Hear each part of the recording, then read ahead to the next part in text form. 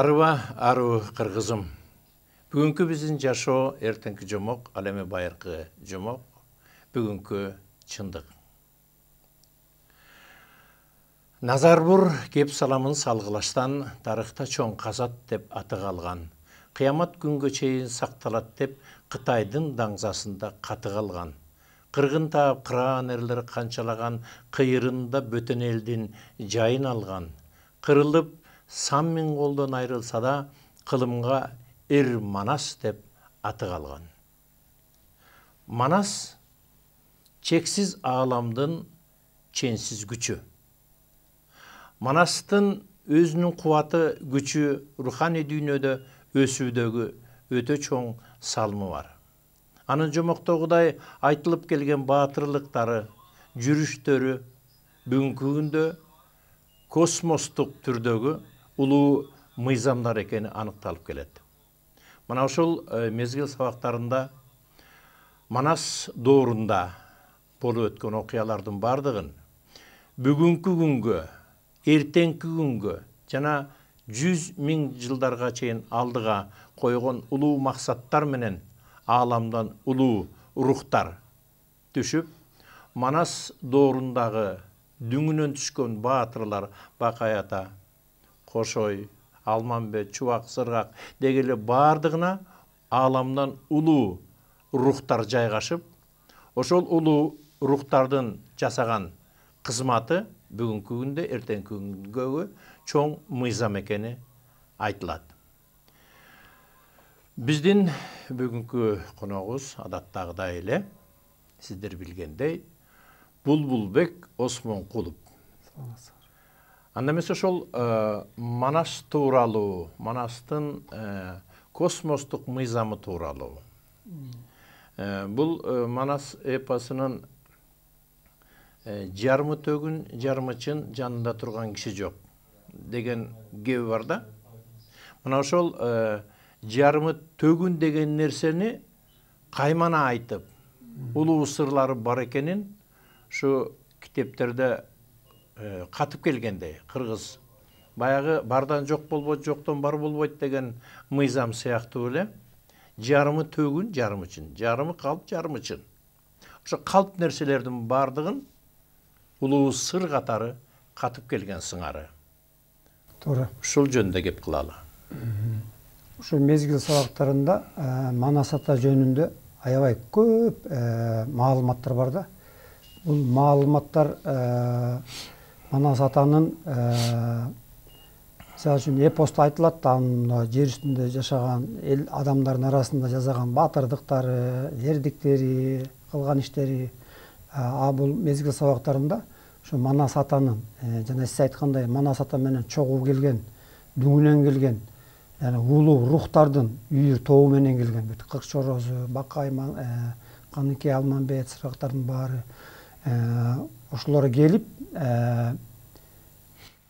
духовный планда, мындайча айтканда, кайып ааламынан келип, кайып иштерин жасагандары жөнүндө ошондо көп нерселер, маалыматтар бар.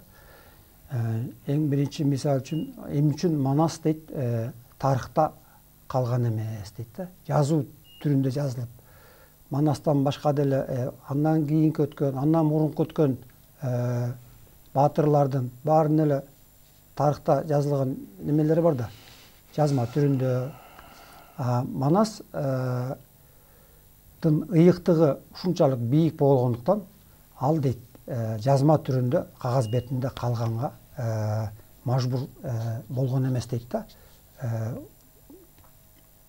Анткени эгерде кагаз жүзүндө калса, ошол Манас ата ар ким ар кандай тарыхта калсачы, тарых дегенде биз бурмалайбыз да. Бирөө айтат, мисалы үчүн Манас камкор болгондугу айтышы мүмкүн, же болбосо бир баскынчы болгон, бирөөлөр жок баатыр болгон, жакшылык кылган. Ошентип отуруп мунун касиети, ыйыктыгы качмак дейт да. Анткени биз адамдар баардык нерсенин касиетин өзүбүздүн сөзүбүз менен, жүрүш турубуз менен, туура эмес иштерибиз менен ыйык нерсенин баарын өзүбүздөн алыстатат экенбиз да. Ошон үчүн Манас атанын ыйыктыгы ушунчалык бийик болгондуктан алар тарыхта калган эмес дейт. Ал каякта калган? Тарыхта калбаса эмне үчүн унутулбай келатат? Бул кыргыздардын генинде калган дейт да. Генинде калган нерсе деген кандай түшүнсөк болот? Улам кийинки төрөлгөн муундар ошону унутпай, бири-биринен үйрөнбөй эле айтып атпайбы манасчылар? Кыргыздардын арасынан чыгып эле. Вот ошол манас кыргыздардын генинде калган. Ушундай бир керемет ыйык жол менен анан кийин унутулбай кылымдан бери айтылып келе жатат дейт. Жана тамга тааныганды окуган үйрөнө элек бала эле айтып атпайбы, даже манасты керек болсо. Ошол айтканда мындай карасаңыз, не деген канча жүздөгөн миңдеген ошода персонаждар бар. Ошоло жерлердин аттары бар, суулардын аттары, бүт баарын сүрөттөп, ким эле көрүп келгендей кылып айтып атпайбы. Бул мындай керемет, ушундай кереметти Кудай Таала кыргыздарга ыроологон үчүн биз миң мертебе жаратканга тобо кылышыбыз керек. Ушундай манас кыргыздардын арасында жашап кеткен үчүн да. Манас атанын дейт, бул эң биринчи жердин үстүндө түшкөндөгү жасай турган иштери булар жанагы сыр найзаларды ыйыктоо экен да. Сыр найзалар эмнеге керек болгон? Сыр найзалар мурда айткандай эле жана 2012-жылкы галактикалык тогошуулар болгондо ошол тогошуудан мурунураак адамдарды чоочун энергиялардан, коңшуна галактикадан келген күчтүү энергиялардын таасиринен аман эсен алып калыш үчүн синтездеди деп айтпадыкпы? Вот ошол синтез жана 246 күн болбодубу? Вот ошол 246 күнү Манас атанын 40 чоросу 40 найзасы менен, сыр найзалары менен вот ошол ааламдык кайып казынадан туруп адамзатын эмдеди дейт да. Жалаң эле кыргыздар эмес, бүт дүйнөдөгү адамзат цивилизациясын улуу генетикалык синтезден өткөрдү дейт. Эгерде биз ошол улуу генетикалык синтезден ийгиликтүү өтпөй калсак, галактикалардын жана тогошуусу болгон учурда улуу тогоо деп айтылат да бул. Ошондо кандайдыр бир күчтүү энергиялардын таасиринде мүмкүн аң сезимибиз дисгармонияга учурап калмак, деформация болмок, даже керек болсо денелерибиз чыдабай күйүп кетиши да мүмкүн экен да. Мындайча айтканда цивилизация жоюлуп кетиш коркунучу турган да дал ошол мезгилде. Жана индеец майялар, индеецтердин календары табылбадыбы? Ошолордун календарына айтылып атпайбы?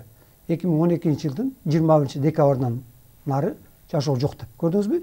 Алар билген ошол. Улуу тогоо болорун, именно ошол күнү болорун, ошого чейин календарын жазып келген. Алар ойлогон мүмкүн ошол убакта адамзат цивилизациясы жоюлуп кетиши мүмкүн деген немеге келишип, бүтүн келишип ошол календарын токтотуп коюшкан болуп атпайбы? Биз ошол Манас атанын кылып кеткен иштери үчүн, ошол адамзатына көргөн камкордугу үчүн, ошол 40 чоронун жана 246 күн дежурство туруп, адамдарды синтезден өткөрүп, ошол камкордуктун негизинде мына сиз экөөбүз азыр жакшынакай болуп сүйлөшүп отурабыз бул жерде. Ошол үчүн биз Манас атаны жөн эле бул эпостук баатыр деп кабыл албай, ошонун ыйыктыгын сезишибиз керек. Бүт алдыда боло турган илимий ачылыштардын баарынын түбү дейт, Манас ааламында жатат деп айтылат да бул китептечи. Биз канчалык Манасты тереңдеп изилдеп, ошонун жасаган духовный планда, материалдык планда жасаган иштеринин баарын маанисин окуп, тереңдетип, ошону билсек дейт, ошончолук адамзатынын алтын доорго өтүүгө мүмкүнчүлүктөрү көбүрөөк пайда болот деп ушундай маалыматтар берилет. Манас атаны биз ушунчалык азыр байкасаңыз, адамдардын дээр сезимине ушундай маалыматтар көп түшүп, Манасты изилдегендер да көбөйдү азыр. Манас айткандар дагы улам жаңылары чыгып атат.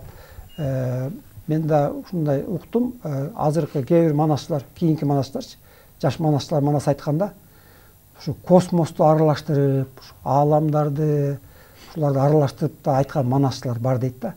Значит, ошо Манас атанын ааламдык масштабтагы галактикалык масштабта жасаган иштери жөнүндө манасчылар аркылуу эми мындан ары маалыматтар дагы түшөт окшойт деп мен ошо ойлойм да. Теге 1914 жылы бир нерсе эске келип отурат. Анда Москвада элем. Кыргызстанга келип кандай кабарлар бар десем, ошондо Бүбү Мариям эженин китебин талкуу болуп атат деп азыр мурдагы Союз театральных деятелей деген Жиренкада бир имарат бар. Ошол жерге кубанып барып калдым. Барып калсам, ошол жерде Манасты, Айкөл Манасты жактоочулар бар экен. Жана ал нерсе бул туура эмес деген академиктердин, академиянын кызматкерлери, тарыхчылары, Манас изилдөөчүлөрү, кандидаттар бар экен, докторлор бар экен. Ошол жердеги адамдардын чогулушка күбө болуп калдым. Бүбү Мариям эже төрдө отуруптур, ак жоолугу мындай узун салынып, мындайдыр мага уже өтө бир улуулуктун уңгусун кармап, бир сыр дүйнөнүн ичине каткан бал таштай болуп отурду. Ал эми жанагы сындап келген сынчы сыяктуу Манасты изилдеп жүрүп, Манасты талдап жүрүп, 20 жыл, 25 жыл окуп жүрүп, доктор болгон, кандидат болгон адамдардын бардыгы бир маалда карасам, ушул жердин баары обдулуп ордунан туруп, кыйкырып сүйлөп атышты. Бүбү Мариям эже отурдун чыкпады. Баягылар эриөлгө эми чыкчуудай болуп, эмчегин жара чапчуудай болуп, обдулуп кыйкырышып. Анан ошондо аябай ичим ачышты. Бул жаңы маалымат экенин, башкача маалымат экенин. Жашоо өзгөргөн сайын андагы бардык нерсе өзгөрүп турарын. Жашоо тирүү болгондон кийин ар бир нерсе өсүү жолунда экенин түшүнбөдү ошол отурган кандидат докторлор. Анан мен сөз алып айттым ошондо. Ушунча негизи эле ошончо жыл изилдеп Манасты, ошончо жыл кандидаттык жактап, көз майын түгөтүп, диссертация жазып, ошол жердеги жазгандарынын баарында Манас атанын айкөлдүгү, Манас атанын жигитчилиги, Манас атанын ыйыктыгы, бийиктиги, тунуктугу көкүрөгүңөргө сиңбегенден кийин Манасты изилдеп эмне кыласыңар деп айттым. Бул чын болгон окуя. Эже өзүн чыкпай отурду, ичинен күйүп атканын сезип турдум. Баарыбыз эле сезип турдук ошону. Анан айттым, эже дедим, капа болбоңуз дедим, сынчыларга бирөө дагы бул жашоодо эстелик койгон эмес. Сиз өзүңүзгө өзүңүз эстелик коюп кеттиңиз деп айтканым эсимде да. Ошол бул улуу Манастын улуу аң сезим экенин, аң сезим катары кыргызды дүйнө башкар, кыргыз дүйнөнү башкарат деген, эртең элди жетектейт деген нерсенин бардыгы ушул Манаста жатканын түшүнбөйт. Эң өкүнүчтүүсү ошол болуп атат. Бул пендечилик жашоо дейбизби, кандай жашоо дейбиз? Ушул кичине аңдап, ар жакты бир жакты калчап, аламдын өсүүсү бар экен, бардык нерсе кыймылда экенин, бардык нерсе акылдыс бар экен. Ошону ушул Манаста берилип турат. Ошонун ар жагын окуй албай калган. Азыр эстесем дагы кичине мындай толкундануу болуп кетип атат да мендечи. Ошол улуу аң сезимдер Манасты баатыр катары кабыл алгандан сырткары улуу аң сезим болуп келгени. Бул тарыхта жазылбай калган деген сөздү айтпадыңызбы? Ошону менен катар бир 2 жыл мурун Темирбек Токтогазиев Кытайдан барып 5 сүрөт алып келди музейден. Ушунда китептен ушунчалык көлөмү. Илгерки карандаш менен тартылган. Ошол сүрөттө улуу сеп бар го, Кытай себи, чеби. Ошого кол салып аткан кыргыздар. Ар жактан жаатып аткан кытайлыктар. Экинчисинде ордонун ичинде кирип, баягы чөгөлөп келип кытайлар кол куушуруп отурганы. Төрдө шатёрдун астында ак калпакчан чоң киши отурат. Чоң, зор адам отурган. Көргөм ал сүрөттү. Көрдүңүзбү? Анан дегел ушундай 5 сүрөт алып келиптир. Мунун бардыгы ошол убактагы баатырдын сөйлөкөтүн, сөйлөтүн түшүргөн. Ушунчалык сиз мен дагы 3 кишини кошсок, ошондой көлөмдүү адам. Булар Кытай илими, Кытай тарыхы дүйнөдөгү эң бурмаланбаган тарых деп эсептелет. Кытай библиотекасынан, падышасынын библиотекасынан алынган маалыматтардын бардыгына дүйнөдөгү ООН, ПРООН, ЮНЕСКОлар эсептешет. Алар эгерде ошондой жазылса, ошондой тартылса, муну эч өзгөрүүсүз кабыл алышат. Чындык экенин. Чындык экенин. Алар точно жазган баарын. Болгонун жазган да. Болгонун болгондой, өзгөрткөн эмес. Тарыхты бурмалаган mesela. Башка дүйнөдөгү тарыхчылар ошол падышага ылайык, же бир бийликтегилерге ылайык кошомат кылып, өзгөрүүлөрдү киргизген. Элинин тарыхын өзгөрүүгө киргизген. Мына айтайын деген ошол нерсени биздин кыргыздар дагы эле болсо ушуну кабыл албай. Өзүбүздү Жок, андай болгон эмес. Бирок ал жерде Манас деп айтылган эмес. Анда Манастан башка ким ошол жерге чепке 2 жолу кол салып, анан ошол анан жанагы Айкөл Манаста жазылган даталары менен, күндөрү менен ошол сүрөттөгү окуялардын төп келгенин айтпайсызбы? Туура. Бул бир чети өкүнүчтүү нерсе, бир чети бул боло турган нерсе экен. Бул адамдын жан дүйнөсүнө Манасты сүйгөндөр, Манаска күйгөндө, эртеки чындыкты изилдегендерге бул кемер сыяктуу адамды өстүрө турган терс күчтөрдүн бизге берген андай эмес, мындай дегенде, ошо өстүрө турган, издене турган жолдорун ошол адамдарга берип коюптур деп. Аларга капа болуунун деле кереги жок экен. Бирок билип коюш керек экен. Капа болбой, билип эмне кылыш керек мындан ары деген ойлор келген. Биз бир нерсени моюнга алышыбыз керек экен да, бул адамзатычы. Бул жер илимдеринин дейт, жер илимдеринин чеги бар дейт. Бул канчалык сиз материалдык дүйнөдөгү илимдерди ачып, казып, чукуп отуруп, немесине жетсеңиз, түбүнө жеткенден кийин дейт, андан аркысы дейт, уже бул кайып менен байланышып кетет дейт. Баардык илимди изилдеп отсаңыз, бары эле кайыпка такалат дейт. Сырлардын баары, илимдердин уланышы, кийинки ачуулуулардын баары бул кайып ааламында жатат дейт. Ал эми Манас ааламында дейт, бүт ошол кайыптын сырларын дейт, кыйыр түрүндө, бизге түшүнүктүү сөз түрүндө ошол Манас эпосунда, андан башка бир немелерде калтырган дейт да. Жер илиминин уландысы ошо кайыптан барып ачат. Ошон үчүн силер жанагы эле баардык нерсеге далил издеп, же болбосо биз приборлор менен кармаган нерселерге ишенебиз. Андай түшүнүктөн силер өйдөлөшүңөр керек дейт да. Ошол түшүнүктөн өйдөлүп, сезим, жан дүйнөңөрдүн сезген нерсесин тапканга, ошону түшүнгөнгө, ошонун сырларына киргенге аракет кылышыңар керек дейт да. Анткени өсүү уже ошондой немеге, позицияга келип калды дейт, деңгээли. Окуунун деңгээли, илимдин деңгээли ошондой чекке келип калды.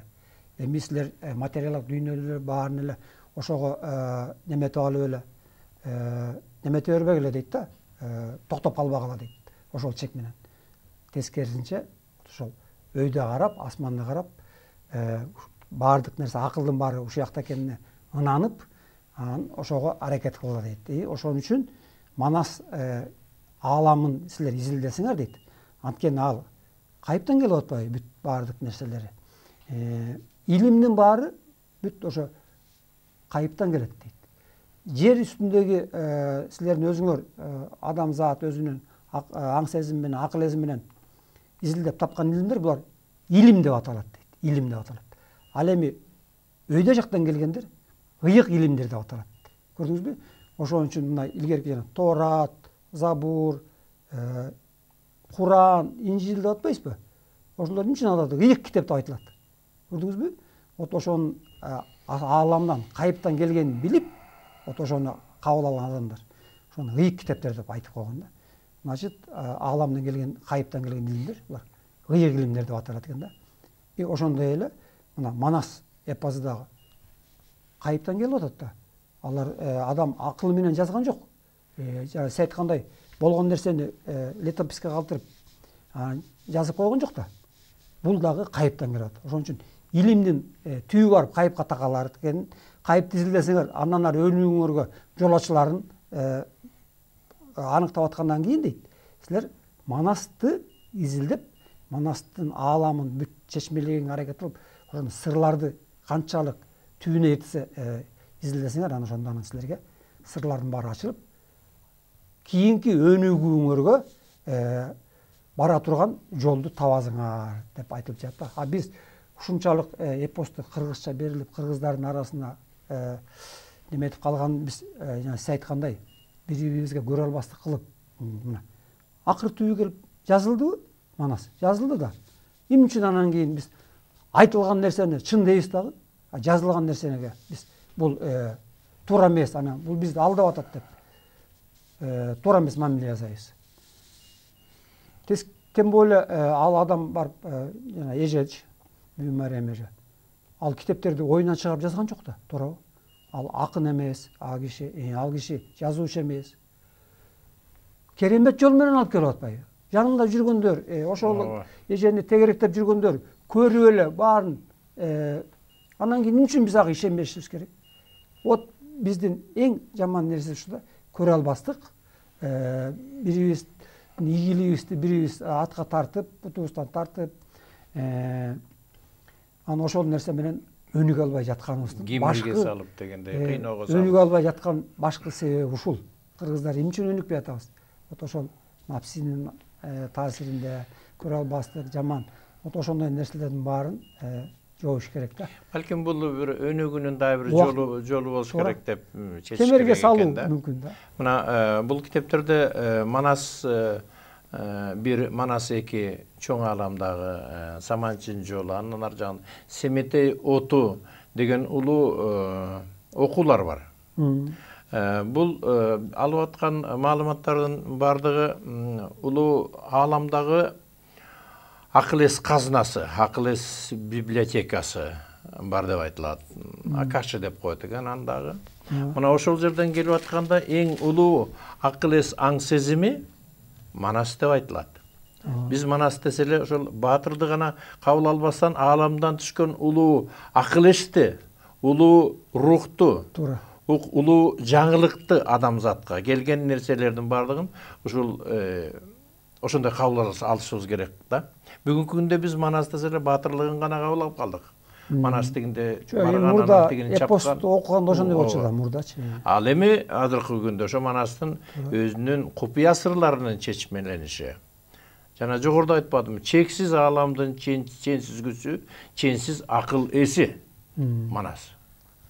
Мына ушул нерселердин тегерегинде ойлонуп келгенде бул дагы ачыла элек сырлар бар экенин. Бул китептен дагы ошол Манас оту, Манас 1 чен өлчөмдөрү. Алардын эмеде галактикалык борбордогу 3 түрлүү от бар экен да, күчтүү. Анткени баардык нерсе айланганда эң күчтүү энергиялар борборуна топтолот экен да. Жердикте да ошондой. Жердин деле огу бар да. Жер өзүнүн немесин айланганда, огунда айланганда бүт баардык күчтүү энергиялардын баары ошол борборуна топтолуп атпайбы? Ошондой эле галактикада айланып атат да. Галактиканын да борборунда ошондой оттор бар экен да. Вот ошол отторду 3 түргө бөлөт экен да. Эң борбордук оту, борбордук эң центриндагы от бул Семетей оту деп аталат экен. Ошол энергия. Вот ошол Семетей оту деп аталган энергияда, ошол өзөктө галактиканын ичинде жайгашкан бардык дүйнөлөрдүн, бардык цивилизациялардын, жандуу, жансыз, көрүнгөн, көрүнбөгөн баарынын матрицалык касиеттери ошол жерде ар бири өзүнчө бир ячейкада дейт камтылган дейт. Мына көрдүңүзбү?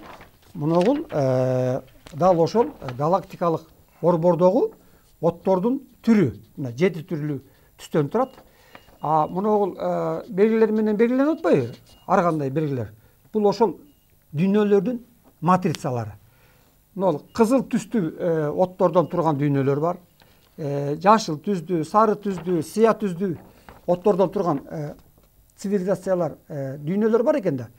Бирок ошол бир эле түстө турган менен алар матрицалар бири-бирине окшошпойт. Көрдүңүзбү? Формаларын. Бирөөнүкү тоголок, бирөөнүкү сүйрүү, бирөөнүкү үч бурчтуу, бирөөнүкү төрт бурчтуу. Вот ушул муноонун баары Семетей отунун ичинде турган матрицалык энергиялар. Дүйнөлөрдүн немесин камтыган. Кармап туруңуз, мен окуп коеюн четиндеги. Теңирдин алдында кыргыз адамзатына рухий жол башчы болуп Семетей кайып дүйнө оту аркылуу Семит элдеринин улуу доорго галактикалар алкагынын энергетикалык жаңы сферасына киргизет. Семетей кайып дүйнө оту. Ошол бул матрицалары да, ошол дүйнөлөрдүн матрицалары ошол Семетей отунда камтылган экен. Ошол үчүн Семетей ата дейт, галактиканын ичинде жайгашкан бардык дүйнөлөргө ал бара алат дейт. Вот ошол дүйнөлөрдү бири-бирине аралаштыра турган, байланыштыра турган как элчи катары ушундай эталон рух экен да. Семетей ата деп аталат да, ушу китепте ушундай берилет. Андан 3 түрлүү деп дедикпи? Биринчи Семетей оту, анан кийинки ортодогу энергия, эки энергиянын ортосундагы экинчи катарда турган энергия бул Манас күчү деп аталат. Көрдүңүзбү? Семетей дегенде от деп берилип атпайбы? Манас дегенде от деп берилбейт экен. Манас күчү энергиясы деп айтылат экен. Ал Манас күчү энергиясы дейт. Азыркы убактагы, учур чактагы болуп аткан дүйнөлөрдү бүт башкарып турат дейт да, көз салып, ошолор башаламандык болуп кетпес үчүн бүгүнкү болуп аткан нерселердин контролдоп турган күчтүү энергия дейт. Манас күчү 2 дейт. Сырттагы энергия, үчүнчү энергия. Бул болочокту айкындай турган энергия дейт. Мисалы үчүн адамзат цивилизациясы менен болочокто эмне болот? Башка цивилизациялар өнүгүп, кандай жол менен өнүгүш керек? Каяка барыш керек? Бут ошолордун программасы ошол Манас күчү 2 энергиясында ошол жерде иштелип чыгып, ошол жерден бүт анализделип, анан кийин дүйнөлөр, галактика ичинде жайгашкан дүйнөлөргө таралып турат дейт. Бул Манас күчү 2 деген ошондой алдыңкы келечектеги программаны негиздей турган энергия, күч деп аталат да. Эми бул маалыматтарда ошондо берилген. Мунун баарын неметип бербейт бизгечи, майдалап, чачып, түшүндүрүп, биринчиден ал көптө болуп кетет, бирок дейт, көп нерсени баары силер түшүнбөйсүңөр дейт да. Анткени биздин акыл эс ошону түшүнө турган деңгээлге ал эртерээк. Качан түшүнөбүз? Качан жана Кемердин кууш жерине барып 4100 жылдан кийин ошондо биз Манас ата акыл эсин деңгээлине жетет экенбиз. Манас атанын азыркы убактагы акыл эс деңгээли дейт, бизден адамзатына салыштырмалуу 4900 жыл астыда жүрөт дейт. Көрдүңүзбү? Манасты биз жөн эле баатыр деп коебуз. Манас ата баатыр эмес, бул дүйнөлүк масштабтагы, ааламдык масштабтагы бүт дүйнөлөрдү өстүрүүгө, ошолорду өнүктүрүүгө, алдыга жылдырууга жардамчы, коштоочу болуп аткан чоң күчтүү энергия. Мен биринчи жолу окуганда ошол ааламдагы Семетей оту жөнүндө биз негизи бул илимдердин бардыгы жер шарындагы адамзатына керектүү илим деп башында айтып келгенбиз да. Эмне үчүн ошол Семетей оту болуп калды деп өзүм сурап. Эмне Семетейди дүйнө элиндеги башка улуттар билеби, билбейби? Көрсө, бул Семетей атабыз кайып болуп кеткен да. Бул кайыптан келген улуу Семетей отунан ошол жерге келип Семетей ата болуп, ошол дене түспөлүндөгү Семетей атага кирип, өзүнүн кызматын аткарып, анан кайра Семетей отуна кайра кеткен экен.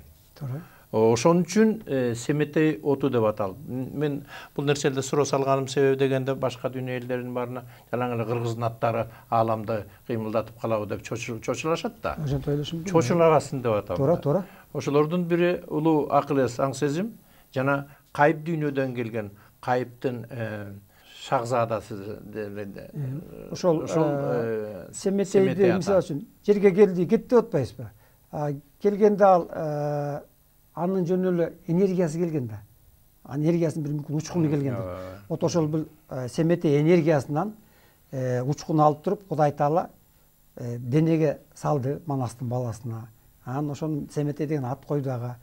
Ал материалдык дүйнөдө өзүнүн жасай турган иштерин жазады, айткандай.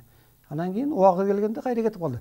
Бардыгы эле улуу адамдар, улуу инсандар, олиялар, пайгамбарлар бүт баары ошондой жол менен келет экен да. Алар бир кандайдыр бир сферада кызмат кылган, Кудай алдында кызмат кылган улуу рухтар. Рух деген бул энергия, күч да. Ошолорду адамдардын өнүгүүсүн, аң сезиминби, илиминин өнүгүшүнбү, кандай маанайда өнүгүшүн алдыга жылдырыш үчүн алар жерге түшүп, адамдын денесине кирип, жаңы төрөлгөн баланын денесине кирип, анан ошол чоңоюп анан кийин өзүнүн жумушун жасайт экен да адамдардын арасында. Азыр деле дейт, мына атланттардын рухтары дейт, атланттар кетип калбадыбы? Ошолордун рухтары дейт, адамдардын денесине кирип дейт азырчы.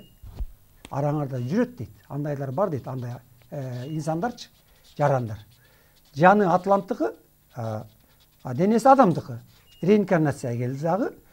Жанагы азыр мындай технологиялар чыгып атпайбы? Жаңы технология. Илимий ачылыштардын көбүн мүмкүн ошолор жасап атат дейт атланттар. Бул нерселер ар бир доордогу улуу адамдарга келген рухтар. Ошол окумуштуулар. Дүйнөлүк ачылышты жашаган окумуштуулардын баардыгы ошол жаңы илимдерди, жаңы ачылыштарды баардыгын ошол чоң ааламдан улуу акыл эс казынасынан алышып, кайып казынадан. Анан ошол жактагы тек гана ошол кээ бирлеринде рух болуп жайган. Мына бүгүнкү күндө маселен ошол Кыргызстанда мен билгенден 4-5 адам менен сүйлөштүм. Атланттар менен баарлашканын. Атланттар аларды алып кеткенин. Алып кетип бир нече убакыттан кайра келгенин. Ошол келгенине байланыштуу ошол адамдардын акыл эс деңгээли, дээр сезимдеринин бир топ жогорулаганын, анан ошол адамдардын ачылыш жасаганын. Бирок мен айтып атам аларга, ушул нерселерди айтпайсыздарбы? Ошондой берүү кылалы. Кыргыздар аны түшүнбөйт, уят. Акыл эс айнып калган деп ойлошту мүмкүн да. Булар жөн эле айнып калгандар. Бирок Орусияда болобу, дүйнөдө болобу, ошондой адамдар ачык эле айтып атышпайбы? Болуп аткан нерселерди. Ооба, мен барып келдим, момундай ачылыштарды айтты, мындай жаңылыктарды берди деп. Эми кыргыздын өзүнүн каада салт үрп адатына, ада бир немесине карата, бирок убагы келгенде чыгат. Маселен, ошолордун бири мен Москвадан тааныш калдым, Момбек. Алымбек. Ошол жигит ошол инопланетяндар алып кеткен жөнүндө айтып берип, анан бирок ошол кишинин бүгүнкү күнү жазган нерселердин бардыгы бүгүнкү математик, физиктердин тили өтпөйт, башы жетпей турган нерселер экен. Мен буга өзүм күбө болгон адам катары айтайын, Алексей Пушкин деген Москвада чоң академик бар экен. Алымбек болуп, жана бир топ адамдар болуп ошол жолугушуп калсак, бул дүйнөлүк ачылыш дейт, ошол академик Москвадагы. Алымбектин айтканынча, ал жигит айтып атат, ооба, мен алып кеткен дейт. Мындай нерселер, дүйнөлүк ачылыштар, тек гана өзүнүн адамдын акылы, дээр сезими менен гана ала албаган нерселер, ошол алып барып, атланттар алып кетип, жан дүйнөсүн өзгөртүү жасап, акыл эс нейрондорун ачып, ошол илимдерди берип, бедерлерин кыймылга келтирет экен да. блокираторларын ачып, барып келген адамдар bir башкача болуп калат деп. Ошолордун денесинде жана меделердин майдарактары кыймылга келип калат дагы, сезимдердин күчү өсүп, анан жанагындай маалыматтарды алганга, байланышка чыкканга жөндөмдүү боло башташат ошол адамдарчы. Мен ошол адамдарды чакырып, жакшы маалыматтары бар экен, ошолорду эми кыргыз экенбиз. Ата-энесинен уялат экен, жора жолдошторунан уялат экен, туугандары уялат экен, андай болгон эмес. Бүгүнкү жашообуздун бардыгы, эртеңки жумак, кечеги жумактын баары бүгүн чындык деп айтып келип атабыз. Ага интернеттен булактарында алынган көп маалыматтар далил болуп атат. НЛОлор келип атат. Асманда жылкылар учуп атат. Жана башка адам өзүнүн левитация, жерден тартылуу күчүн жоготуп учуп аткандарын бардыгы далилденип атса дагы адам ошого ишенбейт экен. Сиз алыска барбай эле мына эженин мисалын көрбөйсүзбү? Эже ошончо китепти жазды. Не деген азап тозоктор менен адам чыдабаган кыйынчылыктар менен ушундай ушунчалык байлыкты, ушунчалык бизге тим эле мурасты, кенчти алып келди да ааламдан. Эми ошону бул алдамчы, ошол ана миф деп аны соттоп туруп анан кийин китебин окутпай салгандан кийин анан сиз кантип анан жанагы кишилер келип анан сиз менен сүйлөшөт. Аларды айтса эртең эле мүмкүн апарып камап тастайт. Сен элдин башын эмне деп дөөрү айнытып атсың. Андай кылыш да мүмкүн. Мүмкүн ошол себептен келип сиз менен сырын ачканга коркуп жатышкандай. Биз жана жогоруда бир нерсени айттык. Ар бир нерсенин өзүнүн убагында, сааты келгенде түшүнөт. Алма күзүндө бышкандай эле, бышкан убактысы болот экен ошол нерсеге. Бул дагы азыр убактылуу, дагы бир нерсенин сааты жете элек деген нерсени туура түшүнүшүбүз керек. Бул азыркы күндө ошондой тоскоолдуктар болгону мен абдан туура түшүнөм. Бул бүгүнкү күндө ошол керек экенин. Аны кабыл ала турган жалпы кыргыз элинин адамзатынын деңгээли дагы ошого жете элек экенин. Биринчиден. Экинчиден, бул аралыктагы тыным дагы бир кийинки өнүгүүгө импульс берет да. Дал ошондой да. Ошондой деп гана түшүнүш керек. Муну бул туура эмес, бул жаман, бул жакшы дегенден алыс болушубуз керек экен бул дүйнөдө. Ошондуктан бардык нерсени туура кабыл алып, убагы келет. Убагы сөзсүз келет. Эгерде ааламдагы улуу акыл эс ушуну жаратса, ошол китептерди жаратса, ал жөн эле келип калган жок. Анын кереги бар чүгү. Ал келип аны соттоп коюп, анан тиге бир жерге катып коюу да эмес. Анын убагы келет. Тек гана бул алдын ала ушундай маалыматтар бар. Ушул эле мезгил сабактарында жазылган маалыматтардын баардыгы ошол. Биз негизинен сиз менен биз ушул мезгил сабактарын элге айтып атып, биз деле дээрлик нерсени көп өзүбүздүн гана түшүнүгүбүз менен айтып атабыз. Бул жерде дагы 8-чи китеп жазылып бүтүптүр. Дагы бир чыгып атат, уже типографияга берди. Ооба, жазылып бүттү. 9-чысын иштеп атам деди. 8-чи китеп дагы орус тилине которгон. Ал Атлантида деген 2 китепти бир китеп кылып орусчага которду. 2 китеп чыгат, ошондо 8-чи китеп чыгат кыргызча. Ал эмне деп аталышын эле мен немем жок эле. Анан кийин Атлантида деген 2 китепти бир китеп кылып орусчага которушту да. Эми кээ бирлер айтат экен, мына кыргыз жазылып тур, мен түшүнөм. Орус класста окугандар бар, түшүнө албагандар бар.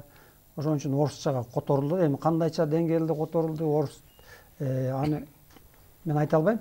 Эми бул китептер бара-бара башка тилдердин бардыгына которула турган китептер да. Бүгүнкү күндөгү башка китеп тилдери которула турган. Мына ошондой Манас доорунда келген чоролор. Ушул маалыматтарда айтылат, чоролорду аталардан илерде баягы тектердин баары даярдап келген деген нерселер бар. Бардык нерсе баягы бүгүнкү жашап аткан сизди, мени, жана башка адамдардын бардыгын өзлөрүнүн кызматы катары даярдап даярдап келет экен. Анан бир кездерде ошол баатыр болуп чыгат экен, бир кезде окумуштуу болуп чыгат экен, бирөөсүдө илимдүү, билимдүү, таланттуу, шыктуу болуп чыгат экен. Ошону менен катар мындай деген нерсе бар. Гениальность в детях отдыхает дейт. Кээ бир биз бул каяктан келип калды, бул атасы момун эле, атасы жоош эле киши эле деген нерсе бар го. Мына ошол нерсе, ошол тынымда, ошол жооштукта дейли. Шыгын көрсөтпөгөн мезгилде биздин тегибизден келаткан тынымдарды, аларды ушул ыргакка даярдоо. Азыркы биз айтып аткан эмне үчүн бул китеп токтоп калды, анан бул тыным эртеңки боло турган нерсеге астындагы затишье перед бурей дебейсиз. Ошондой сыңар. Ошонун сыңарындай эле адамдарды ушинтип даярдап келген. 40 чорону ар биринин ошол сыр найзаны кармаганга, татыктуу, күч кубаты, ошончолук күчтүү энергияны кармаганга ошол убактан 40 чорону даярдап келген туура айтылат. Урматтуу телекөрүүчү, назар бурганыңыздарга чоң ыраазычылык. Биздин бүгүнкү жашообуз эртең жомок, ал эми байыркы жомок, бүгүнкү чындык. Арыбасын аруу кыргызым, бар болуңуздар.